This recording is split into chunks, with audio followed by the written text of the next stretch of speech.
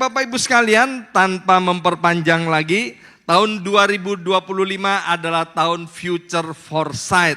Siap menghadapi masa depan. Bersama saya ucapkan siap menghadapi masa depan. 2, 3, siap menghadapi masa depan. Nah, subtema kita untuk bulan Juli 2025 ini adalah Be Resilient. Jadilah tangguh, dan ayat emasnya diambil dari kitab Yakobus pasal yang pertama ayat yang ke-12. Ayo kita baca bersama-sama dari Yakobus pasal pertama ayat yang ke-12. 2, 3. Berbahagialah, dengan suara keras 2, 3. Berbahagialah orang yang bertahan dalam pencobaan. Sebab apabila ia sudah tahan uji, ia akan menerima mahkota kehidupan atau mahkota kemenangan yang dijanjikan Allah kepada orang yang mengasihi Dia. Tolong perhatikan di layar Bapak Ibu sekalian, saya mau mengulang sedikit apa yang saya sampaikan minggu yang lalu. Ya, kalau kita mengasihi Tuhan Bapak Ibu sekalian, maka ada jaminan untuk berbahagia. Dalam Alkitab, kalau kita merenungkan, baca Alkitab sungguh-sungguh, adalah kehendak Tuhan buat setiap kita, anak-anaknya, untuk hidup berbahagia. Maka itu julukan buat kita, sebutan buat kita adalah anak-anak Allah. Supaya kita gampang mengerti bagaimana hubungan orang tua dengan anak. Normalnya orang tua dengan anak, maka sebagai orang tua akan sangat senang ketika melihat anaknya berbahagia. Benar atau benar? Demikian juga Tuhan semesta alam ini, Allah yang berdaulat, yang kita kenal di dalam nama Yesus. Tuhan sangat senang ketika melihat anak-anaknya berbahagia. Ya, dikatakan orang yang mengasihi Tuhan hidupnya akan berbahagia, dan berbahagia di sini ditulis dengan kata makarios di dalam bahasa Yunaninya. Artinya kebahagiaan yang timbul dari dalam karena ada hubungan yang intim antara anak dengan orang tuanya, ya, antara anak dengan Allah Bapaknya. Kebahagiaan karena Chelsea baru menang 3-0 dari PSG, itu adalah kebahagiaan yang sementara, ya. Mungkin nanti kalau sebulan lagi ditanya gimana rasanya Chelsea udah menang 3-0 lawan PSG, tadi baru main di match stadium, ya, yang dihadiri oleh Mr. Trump, maka sebulan lagi akan bilang gini, biasa aja, ya kan. Tapi kalau kita intim dengan Tuhan, Bapak Ibu sekalian, maka Alkitab bilang meskipun kita ngalami pencobaan, kita ngalami ujian, asal kita tidak give up, kita tidak menyerah, kita akan mengalami yang namanya kebahagiaan. Maka itu sepanjang bulan Juli ini kita belajar tentang yang namanya tidak menyerah. Kita belajar tentang yang namanya tahan uji, kita belajar yang namanya ketangguhan. Mengapa? Karena banyak sekali, bukan 1, 2, banyak sekali orang-orang yang percaya kepada Tuhan ketika mereka ngalami tekanan, ngalamin intimidasi, ngalamin persoalan dalam hidupnya yang tidak ada habis-habisnya, mereka kemudian gak tahan uji. Mereka kemudian angkat tangan dan give up. Maka itu Bapak Ibu sekalian, kita harus mengerti, minggu lalu saya sudah sampaikan bahwa yang namanya ujian di sini, pencobaan di sini itu seperti dua sisi daripada mata uang. Yang pertama disebut trial, sisi sebaliknya disebut temptation. Trial itu adalah ujian yang datangnya daripada Tuhan. Seperti guru kita di sekolah memberikan ujian kepada kita bukan karena gurunya jahat. Justru karena gurunya baik, dia memberikan ujian kepada kita untuk mengetahui sampai di mana kita dapat menyerap pelajaran-pelajaran yang diajarkan. Tuhan menguji kita sama untuk menunjukkan kepada kita sampai di mana iman kita. Kalau ujian di sekolah kemudian kita lulus, maka kita akan naik level. Demikian juga ketika kita mengalami ujian daripada Tuhan, Bapak Ibu sekalian, maka kita juga akan naik level. Tapi temptation itu datangnya dari roh kegelapan, dari setan dan iblis, tujuannya untuk menghancurkan manusia. Ujian yang pertama dilakukan oleh iblis atas manusia yang bernama Hawa. Hawa ngalami yang namanya temptation. Tujuannya apa? Iblis mau menghancurkan kehidupan daripada manusia. Tapi ada orang yang jatuh dalam pencobaan karena kesalahannya sendiri.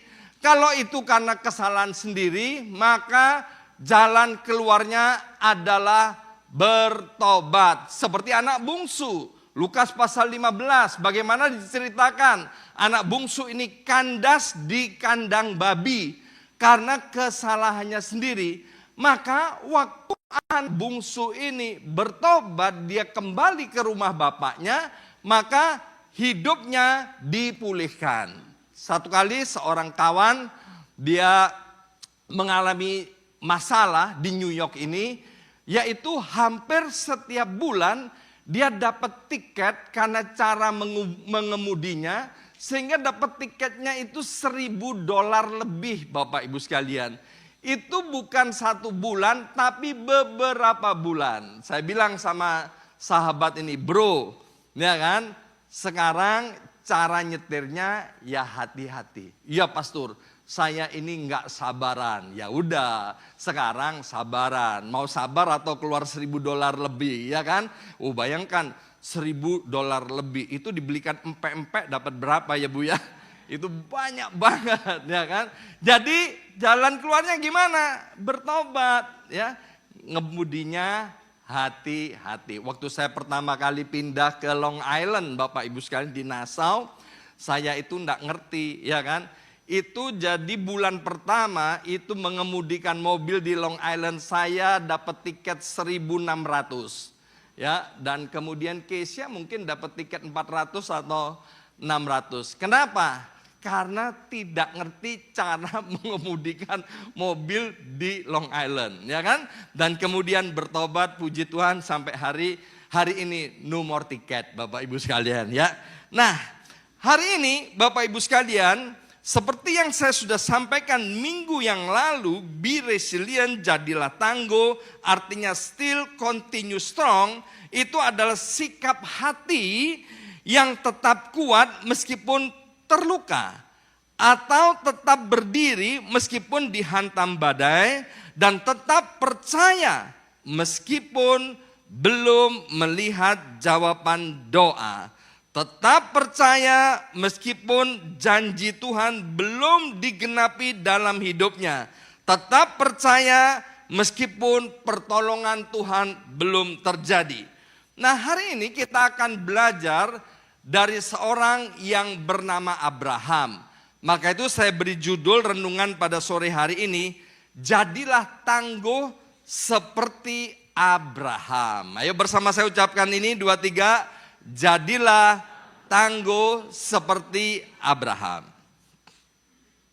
Abraham adalah salah satu contoh yang sangat baik tentang orang yang tangguh.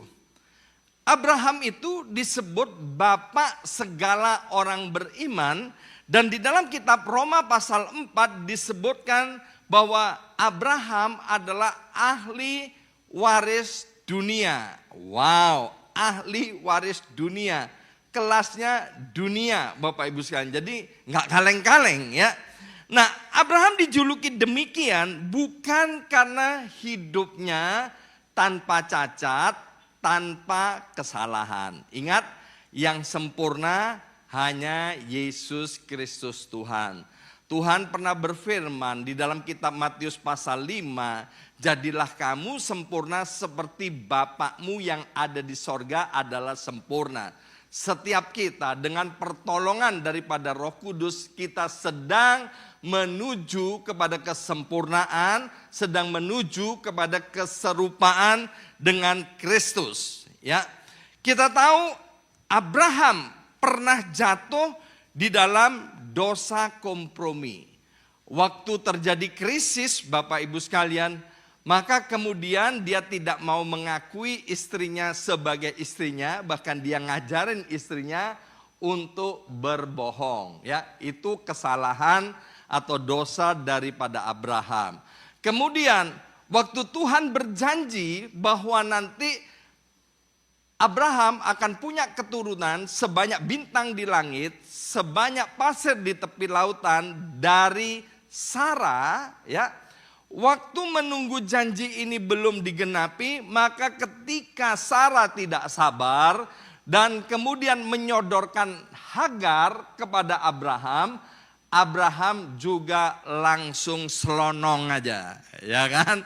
Dia nggak menolak, tapi ya langsung aja. Dan kemudian terjadilah yang namanya masalah.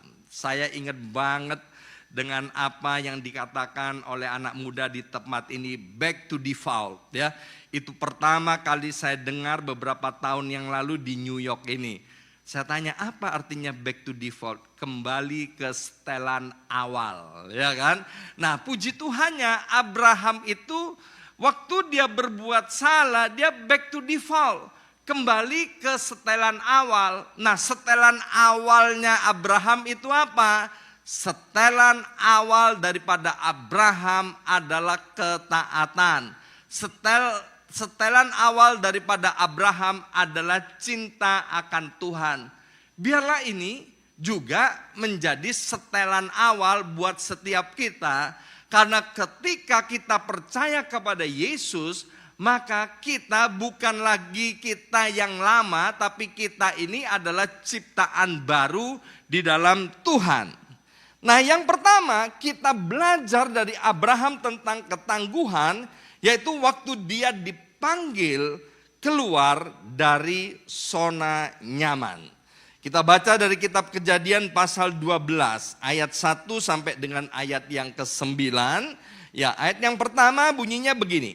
Berfirmanlah Tuhan kepada Abram, pergilah dari negerimu dan dari sanak saudaramu dan dari rumah bapakmu ini ke negeri yang akan kutunjukkan kepadamu. Ayat yang keempat. Lalu pergilah Abram seperti yang difirmankan Tuhan kepadanya, dan Lot pun ikut bersama-sama dengan dia. Abram berumur berapa? Halo? 75 tahun ketika ia berangkat dari Haran. Dulu saya tinggal di Amherst 4710 92 Street di atas gereja, Bapak Ibu sekalian, ya. Nah, setelah beberapa tahun tempat itu mau dipakai sama landlordnya, ya. Anaknya Pastor Julio itu datang dari Florida menggantikan Pastor Julio, sehingga mau tinggal di atas gereja itu. Untuk kami yang usianya belum 75 tahun, maka juga nggak mudah untuk pindah dari sana. Maunya pindah kemana? Maunya pindah yang deket-deket aja, ya kan? Kalau bisa katanya jangan sampai sepelemparan batu. Kalau bisa ya pindahnya 1-2 blok lah dari gereja itu, ya. Cari, aduh nggak dapat, Bapak Ibu sekalian. Nggak dapatnya bukan karena apa? Karena duitnya nggak cukup, ya kan? Di Amherst kan tahu mahalnya luar biasa. Akhirnya cari dapat yang agak jauh, ya kan? Agak jauh kan udah jelas nih, udah tahu mau pindahnya kemana, ya. Kami enggan loh mau pindah, apalagi jauhnya itu kemudian naik mobil sekitar 10 menit, yaitu harus pindah ke Rego Park. Tapi kan sudah tahu tempatnya Regopak, rumahnya udah tahu, lingkungannya sudah tahu. Untuk pindah itu enggannya luar biasa, ya. Tapi Abram disuruh pergi sama Tuhan, disuruh pindah. Kemana Tuhan aku pindah? Pokoknya kamu berangkat aja dulu, tinggalkan keluargamu, nanti akan kutunjukkan, ya. Ditunjukkannya belakangan. Kalau ditunjukkannya udah tahu di Regopak, semestinya gampang. Tapi meskipun gampang, kami enggan. Padahal umurnya belum 75 tahun. Tapi lihat, Abram umurnya 75 tahun, ketika sama Tuhan suruh meninggalkan zona nyamannya, dia langsung pergi loh Bapak Ibu sekalian, ya kan? Inilah yang disebut dengan ketangguhan daripada Abraham atau Abram pada waktu itu. Ya, Abram tinggal di satu tempat yang sangat nyaman, kota yang besar. Abram banyak temennya, dia kaya raya sejak di Ur Kasdim, sejak di tempat tinggalnya. Tapi Tuhan mau Abram untuk meninggalkan zona nyamannya. Ya. Dan kemudian dalam perjalanan, apa yang dikerjakan oleh Abram? Mari kita lihat di dalam kitab Kejadian pasal 12 tadi, ayat yang ke-7 sampai dengan ayat yang ke-8. Ketika itu Tuhan menampakkan diri kepada Abram dan berfirman, aku akan memberikan ini kepada keturunanmu. Maka didirikannya di situ mezbah bagi Tuhan yang telah menampakkan diri kepadanya. Ya, perhatikan kata, maka didirikannya di situ mezbah bagi Tuhan. Ayat yang ke-8. Yang ke-8, kemudian ia pindah dari situ ke pegunungan di sebelah timur Betel. Pasang kemahnya dengan Betel di sebelah barat dan Ai di sebelah timur. Lalu ia mendirikan di situ mezbah bagi Tuhan dan memanggil nama Tuhan. Bersama saya ucapkan mendirikan mezbah bagi Tuhan. 2, 3, mendirikan mezbah bagi Tuhan. Sekali lagi 2, 3, mendirikan mezbah bagi Tuhan. Di tengah-tengah kegalauannya, di tengah-tengah ketidakpastiannya, ini yang menyebabkan Abram atau Abraham itu menjadi pribadi yang tangguh. Maka itu dia disebut bapak orang segala beriman. Bahasa sehari-harinya Abram itu dikit-dikit berdoa, dikit-dikit sembahyang, dikit-dikit menyembah Tuhan, ya. Tadi siang saya nggak nonton bola karena lagi khotbah melalui Zoom di Colorado. Saya sampaikan tentang pribadi yang bernama Daniel, ya. Karena di Colorado kebetulan tuan rumahnya namanya Daniel, jadi sengaja saya khotbah tentang Daniel. Alkitab bilang begini, bahwa Daniel itu dalam sehari 3 kali dia berlutut, dia menyembah Tuhan, dia memuji Tuhan, ya. Di tengah-tengah kesibukannya. Dan Daniel yang muda itu kurang lebih usianya nggak sampai 20 tahun Bapak Ibu sekalian. Dia sudah punya kebiasaan yang baik ini. Dan kebiasaan itu dilakukan di mana? Di Babel, tepatnya di dalam istana Babilonia yang penuh dengan kenyamanan.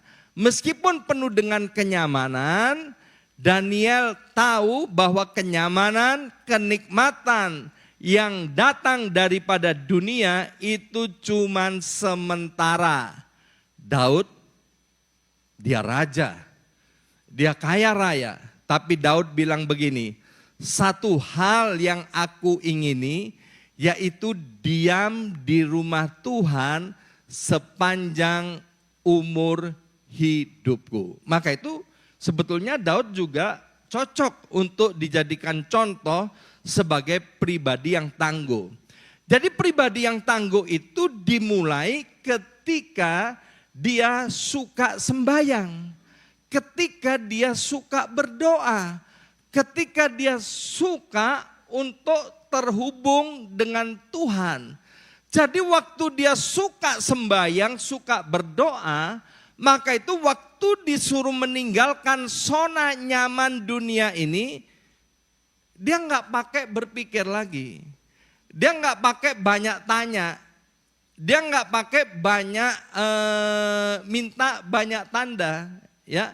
Maka itu ayat tadi yang kita baca, waktu kemudian Tuhan berfirman kepada Abram, maka kemudian Abram langsung bertindak. Ya, saya pernah sampaikan minggu lalu atau 2 minggu lalu, kita itu nggak boleh nuruti kata hati kita. Ada yang protes Bapak Ibu sekalian. Karena orang ini bilang gini, bukankah suara hati kita adalah suara Tuhan? No, nggak ada ayatnya, ya kan? Jadi suara Tuhan itu adalah Alkitab dan firman-Nya, bukan di hati kita. Alkitab dengan jelas bahwa hati manusia itu licik. Hati manusia itu penuh dengan kecemaran. Dari hati itu timbul segala perbuatan jahat. Jadi yang harus dituruti itu adalah Alkitab, yang harus dituruti adalah firman Tuhan. Jadi kalau hari ini Tuhan berfirman kepada kita, dicek, di cross check dengan Alkitab. Kalau itu sesuai dengan firman Tuhan, berarti itu suara daripada Tuhan. Dan jangan sampai kita tidak melangkah. Alkitab bilang di dalam ketaatan ada berkat dan di dalam ketidaktaatan yang ada adalah hukuman. Ya, kembali kepada Abraham, Bapak Ibu sekalian. Jadi Abraham nggak pakai nego-nego, ya, dia langsung kemudian melangkah. Waktu saya diminta pindah dari Indonesia ke Amerika Serikat pakai nego, ya kan? Saya bilang begini, boleh nggak saya ke Amerika pulang pergi aja, nggak usah pindah, tapi ke Amerika khotbah, setelah itu pulang Indonesia, nanti kapan datang lagi khotbah, pulang lagi ke Indonesia. Oh enggak, kamu harus tinggal di Amerika. Maka itu kemudian kami berdua doa, puasa, benar-benar cari kehendak Tuhan, ini suara Tuhan atau suara hantu, ya kan? Akhirnya Tuhan memberikan penegasan melalui kitab Yunus.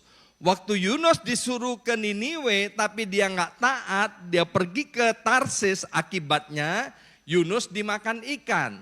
Nah saya nggak mau Bapak Ibu sekalian, saya suka makan ikan.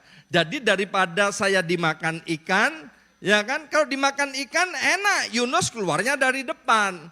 Kalau saya dimakan ikan keluarnya dari belakang kan repot, ya kan. Lebih baik saya makan ikan, maka itu kemudian saya berangkat ke Amerika. Ya. Nah hal yang kedua, ketangguhan daripada Abraham atau Abram itu dibuktikan saat dia menghadapi yang namanya konflik. Mari kita baca dari kitab Kejadian pasal 13 ayat 7 sampai dengan ayat yang 9. Kejadian 13 ayat 7 sampai 9. Karena itu terjadilah perkelahian antara para gembala Abram dengan para gembala Lot. Waktu itu orang Kanaan dan orang Feris diam di negeri itu.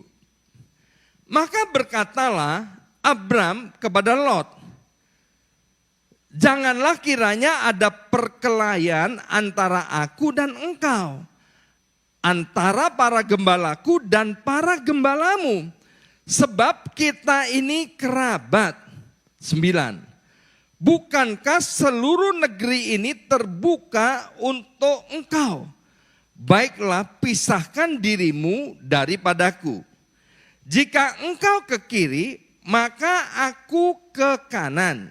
Jika engkau ke kanan, maka aku ke kiri. Banyak hamba Tuhan dari Indonesia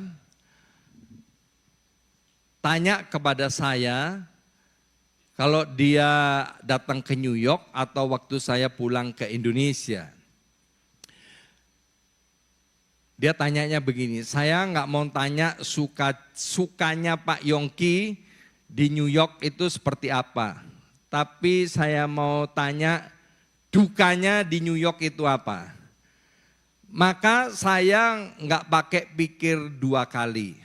Saya langsung jawab gini, saya itu paling berduka, saya itu paling bersedih, yaitu ketika melihat ada keluarga atau jemaat yang bertengkar. Itu adalah kedukaan bagi saya. Saya paling sedih kalau melihat ada hubungan suami istri, orang tua anak atau menantu mertua terganggu. Maka itu hampir setiap hari. Salah satu doa syafaat saya yaitu supaya Bapak Ibu semuanya punya keluarga ada di hadapan Tuhan dalam keadaan rukun, dalam keadaan harmonis. Saya berdoa supaya jemaat ini bertemanan dengan baik dan kemudian kalau terjadi konflik, tirulah Abraham. Abraham ini menunjukkan ketangguhannya bagaimana waktu terjadi konflik dia mengalah. Orang mengalah bukan artinya kalah. Orang mengalah bukan karena dia nggak bisa ngomong. Orang mengalah bukan karena kalah argue, kalah berdebat, kalah menyajikan data. Justru di dalam Tuhan, orang yang mengalah waktu terjadi konflik itu menunjukkan kedewasaan.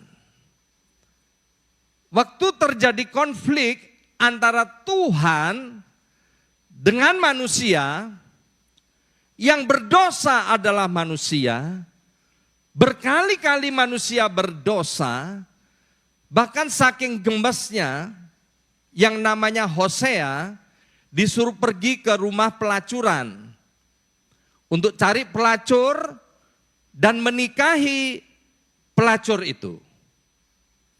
Dan setelah punya anak dengan pelacur itu, maka pelacur itu kembali ke rumah pelacuran dan melacur lagi. Dan Tuhan bilang di kitab Hosea supaya datang lagi ke rumah pelacuran itu untuk menebus istrinya itu supaya kembali jadi orang baik-baik. Dan pulang ke rumah, punya anak lagi, dan setelah itu melacur lagi. Dan ini disajikan di Alkitab untuk menggambarkan keadaan manusia pada zaman itu. Pada zaman perjanjian lama, khususnya orang-orang Israel yang dikenal sebagai orang yang keras kepala dan tegar tengkuk. Melalui kitab Hosea, Tuhan mau berbicara bahwa ketika pelacur itu ditebus kembali, itu merupakan satu nubuatan bahwa satu kali nanti Tuhan akan datang ke dunia, dan itu sudah digenapi 2000 tahun yang lalu, untuk menebus orang-orang yang berdosa, yang berkali-kali berbuat dosa itu, bukan untuk dihukum, tapi untuk diampuni dan diselamatkan. Yang salah adalah manusia, yang mengalah adalah Tuhan. Dan ini dipraktekkan oleh Bapak segala orang beriman, ahli waris dunia yang namanya Abram. Waktu terjadi konflik, Abram bisa aja bilang, Lot, ya kamu sebetulnya jadi kaya, jadi diberkati, itu gara-gara aku loh Lot. Tapi Abram gak mau lakukan itu. Abram bilang begini, Lot, jangan sampai ya kita ini bertengkar. Apa kata dunia? Kita ini kerabat loh, Lot. Sekarang gini deh, kamu pilih dulu. Kalau kamu ke kiri, aku ke kanan. Kalau kamu ke kanan, aku ke kiri. Kalau Bapak Ibu pelajari Kejadian pasal 12, itu terjadi krisis tingkat dewa. Kelaparan terjadi di mana-mana. Jadi waktu itu Abraham taat. Loh Tuhan, katanya kalau taat ada berkat. Tapi ini taat kok ketemu yang namanya kelaparan. Jadi waktu sampai di tanah Kanaan itu ada kelaparan yang luar biasa. Dan Lot itu adalah keponakannya. Abraham meskipun umur 75 tahun dia nggak buta Bapak Ibu sekalian. Dia tahu daerah yang baik, daerah yang subur. Maka kemudian Lot melayangkan pandangannya ke seluruh daerah itu. Dan dia lihat ada daerah yang seperti taman Tuhan. Alkitab menulis seperti itu.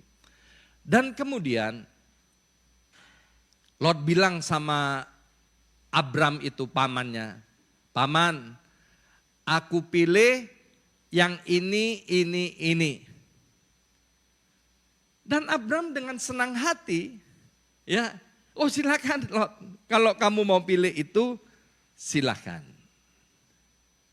Aku pilih yang sebaliknya. Dan kita tahu orang kalau diberi kesempatan pilih pasti pilih yang terbaik Bapak Ibu sekalian. Secara dunia kalau di situ ada orang-orang dunia yang tahu, apalagi orang Surabaya, dia akan bilang gini, goblok kamu.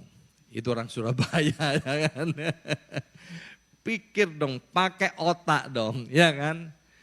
Kamu ya mestinya milih dulu, kamu kan lebih tua, kamu lebih senior.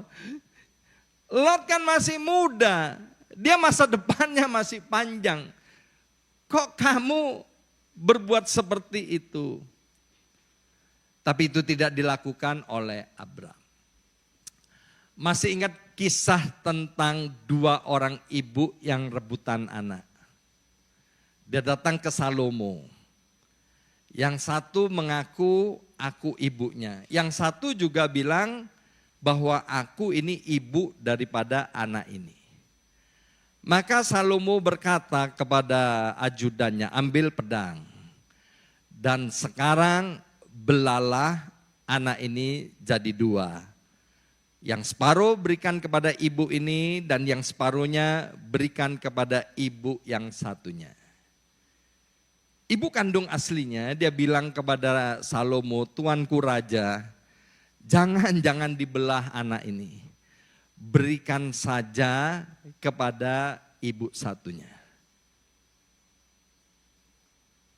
Sekali lagi, mengalah itu bukan artinya kalah. Dan kita tahu akhir ceritanya, Salomo dengan hikmat Tuhan, dia bilang, oh ibu yang asli adalah yang merelakan anaknya untuk diberikan kepada ibu satunya. Dan akhirnya apa Bapak Ibu sekalian? Ibu ini mendapatkan anaknya. Waktu kita mengalah Bapak Ibu sekalian dalam setiap konflik. Suami istri, orang tua, anak, menantu, mertua. Maupun di dalam pertemanan. maupun di dalam perdagangan. Sekali lagi, apa yang menjadi hak kita seolah-olah hilang waktu kita mengalah. Tapi orang Indonesia bilang begini, Gusti ora sare. Tuhan itu tidak tidur, Tuhan itu Allah Maha Kuasa, Maha Tahu, Maha Hadir. Apa yang menjadi hak kita itu pasti tidak akan hilang. Bahkan Alkitab berkata, kalau ada yang menjadi hak kita dan kemudian hilang, maka Tuhan sanggup untuk mengembalikannya paling sedikit 2 kali lipat. Hari ini, kalau Tuhan sedang berbicara kepada kita untuk mengampuni seseorang, jangan pernah tunda-tunda lagi. Mengalah itu indah. Mengalah itu bukan artinya kalah. Dan percayalah Bapak Ibu sekalian, ketika kita mau hidup berdamai, maka nama Tuhan dipermuliakan. Kisah Rasul 16 ayat 31 berkata, percayalah kamu kepada Tuhan, maka engkau dan seluruh isi rumahmu akan diselamatkan. Pertanyaan, kenapa ada anggota-anggota keluarga di dalam keluarga kita yang masuk lingkaran satu, mereka tidak mau bertobat? Karena mereka melihat kita orang yang tegar tengkuk, yang susah untuk mengampuni. Mari kita lihat kembali kepada Abraham. Kitab Kejadian pasal 14 ayat 11 dan 12. Dikatakan begini, Kejadian 14 ayat 11 dan 12.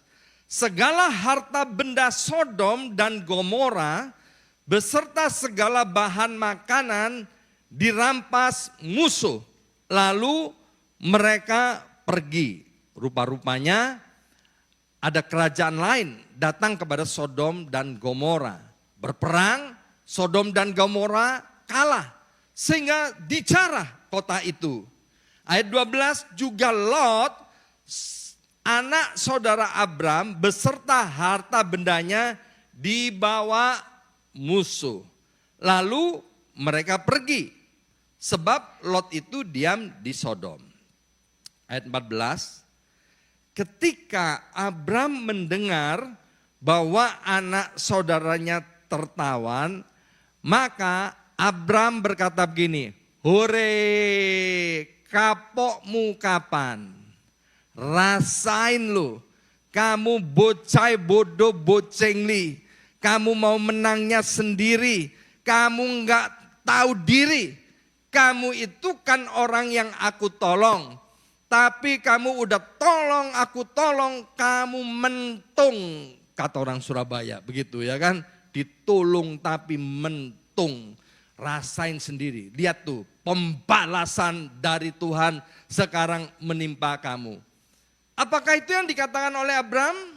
Abram bilang begini, ketika Abram mendengar bahwa anak saudaranya tertawan, maka dikerahkannya lah orang-orang yang terlatih, yakni mereka yang lahir di rumahnya, 318 orang banyaknya, lalu mengejar musuh sampai ke Dan.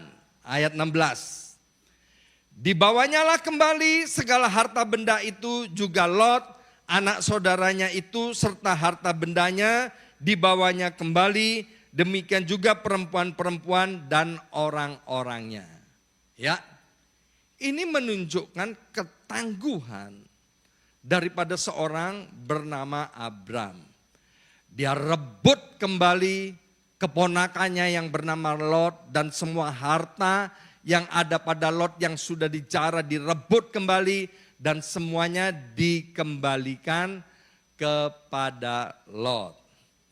Sekali lagi Bapak Ibu sekalian, memaafkan, mengampuni, dan menolong mereka yang pernah mengecewakan kita, itu menunjukkan ketangguhan dan kedewasaan rohani. Apalagi kalau ada orang-orang di mana pernah menolong kita, kita tak pernah menolong orang itu, dan kemudian orang itu berbuat salah kepada kita. Maka adalah tanda tanya besar kalau kita nggak mau hidup berdamai, mengampuni orang yang bersalah itu. Waktu kita mau berdamai, Bapak Ibu sekalian, sesungguhnya yang pertama yang diuntungkan bukan siapa-siapa, tapi yang diuntungkan adalah diri kita sendiri. Dan itu dibutuhkan kedewasaan secara rohani. Dan kedewasaan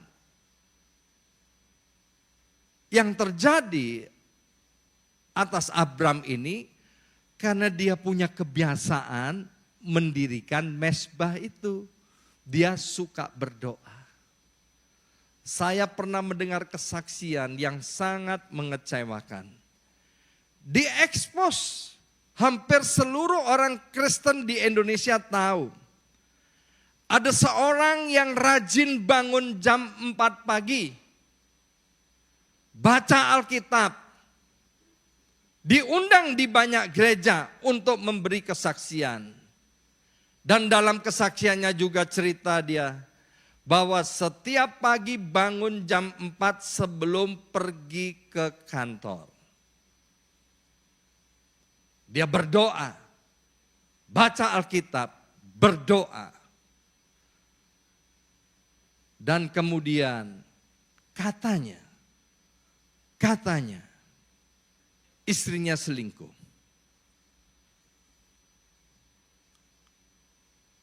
Dan diceraikanlah istrinya. Dan segera pria ini menikah kembali dengan orang yang tidak percaya kepada Tuhan. Pertanyaannya, waktu kamu berdoa, waktu kamu bangun mezbah, waktu kamu baca Alkitab, waktu kamu merenungkan firman Tuhan, kamu ini ketemu Tuhan atau ketemu hantu? Kalau kamu ketemu Tuhan, maka kamu akan serupa dengan Tuhan. Harry Yen Lukman, salah satu pembicara top kita, seringkali beliau berkata, kita akan jadi serupa dengan siapa yang kita sembah. Saya mengaminkan, dan itu Alkitabiah. Abram serupa dengan Allah Bapa di sorga. Suka ngalah. Dan sampai hari ini, sebelum Tuhan datang untuk kedua kalinya, sebelum penghakiman itu tiba, Tuhan masih ngalah loh. Yang dikehendaki dari hidup kita bukan kebinasaannya, tapi adalah keselamatannya. Dalam doa Bapa kami dikatakanlah, ampunilah kami seperti kami pun mengampuni orang yang bersalah kepada kami. Matius pasal 6 dalam doa Bapa kami dikatakan, jikalau kamu tidak mengampuni orang yang bersalah kepada kamu, maka Bapakmu di sorga juga tidak akan mengampuni kesalahan. Saya undang pemain musik maju ke depan. Hari ini kita belajar dua hal dari Bapak Abraham tentang ketangguhan. Yang pertama, Bapak Ibu sekalian, orang yang tangguh, dia akan taat kepada Tuhan waktu disuruh meninggalkan zona nyamannya. Dia enggak gengsi-gengsian, dia mau segera untuk melakukannya. Dan yang kedua, orang yang tangguh di hadapan Tuhan dibuktikan ketika terjadi konflik menunjukkan kedewasaannya dengan cara mengalah. Mengalah bukan artinya kalah, tapi mengalah artinya kita dewasa. Kembali Yakobus 1 ayat yang ke-12. Waktu kita tangguh, waktu kita tahan uji, karena kita mengasihi Tuhan, maka kita akan berbahagia. Dan Alkitab berkata, mahkota kehidupan, mahkota kemenangan itu akan menjadi bagian kita. Kebahagiaan dimulai sekarang di atas muka bumi ini.